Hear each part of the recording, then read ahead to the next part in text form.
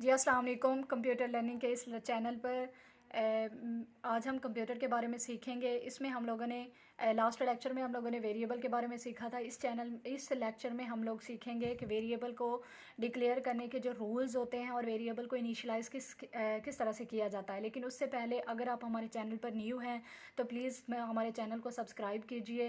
ये आपका प्यार होता है कि आप हमारे चैनल को सब्सक्राइब कर रहे हैं। और अगर आपको ये वीडियो एंड तक देखिएगा। अगर आपको ये वीडियो अच्छी लगे तो आप प्लीज़ इसको लाइक एंड शेयर कीजिएगा। अगर कोई क्वेश्चन पूछना है तो आप प्लीज़ इसको कमेंट कीजिएगा।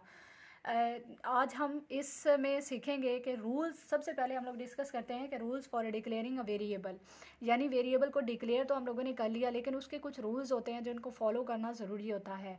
सबसे पहला रूल है जी, वेरिएबल्स में include the letters, numbers and underscore. यानी वेरिएबल जो होते हैं ना, उसके अंदर लेटर्स भी हो सकते हैं, नंबर्स भी हो सकते हैं एंड अंडरस्कोर्स होती हैं। अंडरस्कोर्स ये इस तरह से होती हैं, ये वाली हमारी ब्रैकेट्स होती हैं जिनको हम लोग अंडरस्कोर कहते हैं। यानी वेरिएबल को डिक्लेयर करवाने के लिए उसका नाम जो होता है वो लेटर भी हो सकता है, नंबर भी हो सकता है, और उसकी जो स्टार्ट होती है वो अंडरस्कोर भी हो सकता है। Blank spaces are not allowed, यानी जो ब्लैंक स्पेसेस यहाँ हम लोग खाली जगह छोड़ देते हैं वेरिएबल को डिक्लेयर करवा डाटा टाइप लिखने के बाद अगर हम लोग कुछ खाली जगह छोड़ देते हैं, लाइक एज यहाँ पर हम लोग देखते हैं कि इंट मैंने डाटा टाइप लिख ली और आगे यहाँ पर मैं खाली जगह छोड़कर आगे मैं वेरिएबल का नाम लिख लेती हूँ यहाँ पर, तो ये जो ब्लैंक स्पेसेस होती हैं ये नॉट अलाउड होती हैं, नॉट, ठीक है। यानी इसको हम लोग यूज़ नहीं कर सकते हैं, स्पेस नहीं छोड़नी है। Both upper and lower cases are allowed, इसका मतलब है ये केस सेंसिटिव लैंग्वेज है। यानी हम लोग स्मॉल और जो कैपिटल होता है दोनों लेटर्स यूज़ कर सकते हैं वेरिएबल को डिक्लेयर करवाने के लिए। लाइक एज अगर हम लोगों ने यहाँ पर वेरिएबल को डिक्लेयर करवाया जी के नाम से, तो हम लोग ऐसे भी कर सकते हैं कि कैपिटल जी भी दे सकते हैं, because it is a case sensitive language. And special symbols can not be used as variable name. Variable name के तौर पर हम लोग स्पेशल सिम्बल्स को यूज़ नहीं कर सकते हैं। स्पेशल सिम्बल्स होते हैं लाइक एज हैश हो गया, लाइक एज पाई हो गया, इस तरह के जो स्पेशल सिम्बल्स होते हैं इनको हम यूज़ नहीं कर सकते हैं as a variable name. Reserved word can not be used as a variable name. Reserved word ऐसे वर्ड होते हैं जिनको हम लोग कीवर्ड्स भी कहते हैं, जो कि बाय डिफ़ॉल्ट हमारे पास डिफाइंड होते हैं, उनको प्रोग्रामर ने डिफाइन किया हुआ होता है, उनको हम लोग चेंज नहीं कर सकते हैं। तो ऐसे वर्ड्स को वेरिएबल नेम के तौर पर हम लोग यूज़ नहीं कर सकते हैं। A variable can be up to 31 characters long for many computers and compilers. वो कह रहा है कि वेरिएबल का नाम जो होता है वो 31 कैरेक्टर से अबव नहीं होना चाहिए। यानी अगर हम लोगों ने वेरिएबल का नाम देना है तो उसके जो लेटर्स होते हैं, जो कैरेक्टर्स होते हैं, वो 31 ही कैरेक्टर्स होने चाहिए। इससे ज़्यादा उसके अंदर स्पेस नहीं, उसकी कैपेसिटी नहीं होती है कि इससे ज़्यादा हम लोग कर सकें। All variables can be declared only for one data type. एक वेरिएबल का नाम जो होता है वो सिर्फ एक डाटा टाइप के लिए ही यूज़ किया जा सकता है। मिसाल के तौर पर अगर मैंने यहाँ पर इंट जी किया है, अब इंट फ्लॉट में जी नहीं कर सकती, ठीक है। इंट जी करने के बाद मैं फ्लॉट जी नहीं कर सकती। उसकी वजह ये होती है कि अगर मैंने एक डाटा टाइप इंट के अंदर भी जी कर दिया, फ्लॉट के अंदर भी जी कर दिया, अब कंपाइलर कंफ्यूज हो जाएगा, ये सोचेगा कि मैं जी कौन से वाला डिक्लेयर करवाऊँ, कौन से वाले के रिजल्ट मैं आउटपुट में दूँ, जी इंट वाले का या जी फ्लॉट वाले का।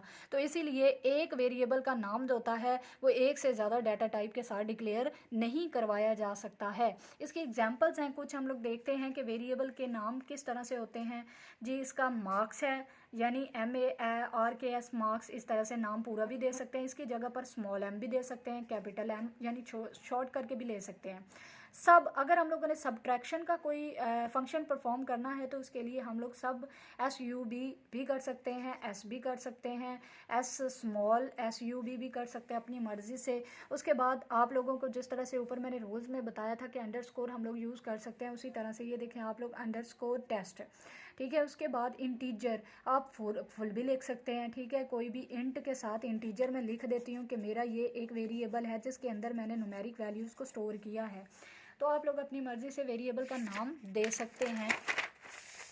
उसके बाद आता है जी आपका क्या होता है variable initialization. Rules for declaring variables हम लोगों ने डिस्कस कर लिए। उसके बाद हम लोग वेरिएबल इनिशियलाइजेशन के बारे में देखते हैं कि the process of assigning a value to a variable at the time of declaration is known as a variable initialization. यानी किसी भी वेरिएबल को इन डिक्लेरेशन के दौरान में ही, जैसे ही हम लोग डिक्लेयर कर रहे होते हैं वैसे ही अगर हम लोग कोई भी इक्वल के बाद उसको वैल्यू असाइन कर देते हैं, this is a called the variable initialization. The equal sign, ये इसको असाइनमेंट ऑपरेटर भी कहते हैं। The equal sign is use to initialize a variable name is given on a left. ठीक है, इसमें कहा गया है कि जो इनिशियलाइजेशन होती है वेरिएबल को इनिशियलाइज करवाने के लिए इक्वल साइन को यूज़ किया जाता है, ये इक्वल साइन होता है। ठीक है, variable name is given on a left side, जो इक्वल की लेफ्ट साइड होती है, लेफ्ट साइड पे हम लोग वेरिएबल का नेम लिखते हैं। And value is given on a right side of equal sign. ठीक है, जो वैल्यू हम लोग अपनी मर्जी से किसी भी वेरिएबल को असाइन कर रहे होते हैं वो जो इक्वल साइन होता है उसकी राइट साइड पर होता है।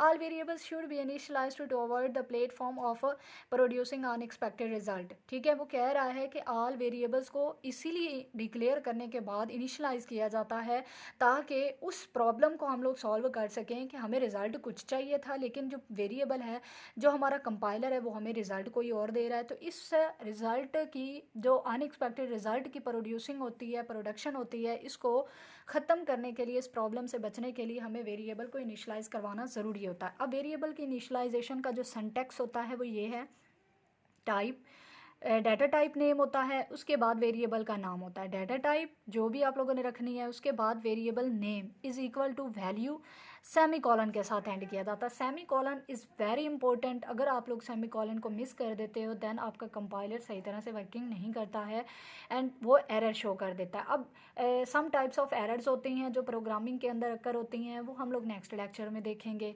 उसके बाद आता है जी एग्जांपल्स हैं इनिशियलाइजेशन की, वो है जी इंट। डाटा टाइप मैंने दे दी int.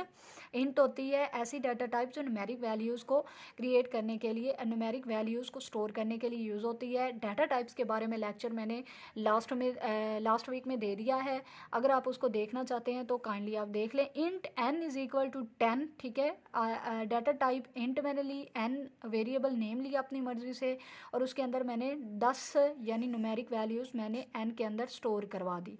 Int x is equal to 50, x के अंदर मैंने 50 स्टोर कर दिया। अब आप लोग देख सकते हो 50 के अंदर किसी तरह का कोई भी पॉइंट यूज़ नहीं किया है मैंने। Float average is equal to 50.7। ठीक है, अब आप लोग देख सकते हो फ्लॉट डाटा टाइप थी तो मैंने यहाँ पर पॉइंट यूज़ कर लिया है। 4 यानी करेक्टर ग्रेड इज इक्वल है आप ए ग्रेड है मेरा। ठीक है, इसको मैंने सिंगल कोट के अंदर डिक्लेयर करवा दिया है। एक तो ये है कि डाटा जो करेक्टर होती है इसमें ग्रेड्स आते हैं, दूसरा ये है कि जो भी आप लोगों ने ग्रेड को शो करवाना होता है, उसको डिक्लेयर करवाना होता है, उसको वैल्यू असाइन करनी होती है तो वो सिंगल कोट के अंदर ही आती है। ये हमारा लेक्चर था जी, rules for declaring variables and variable initialisation हम लोगों ने डिस्कस की, उसके सिंटैक्स, उसकी एग्जांपल्स को डिस्कस किया। इससे रिलेटेड जो प्रोग्राम्स हैं हम इंशाल्लाह नेक्स्ट लेक्चर में डिस्कस करेंगे। अगर आपको ये वीडियो अच्छी लगी हो तो इसको प्लीज़ शेयर एंड लाइक कीजिएगा, कमेंट कीजिएगा अगर आपको कोई क्वेश्चन पूछना है, and please also subscribe this channel. Thank you so much for watching.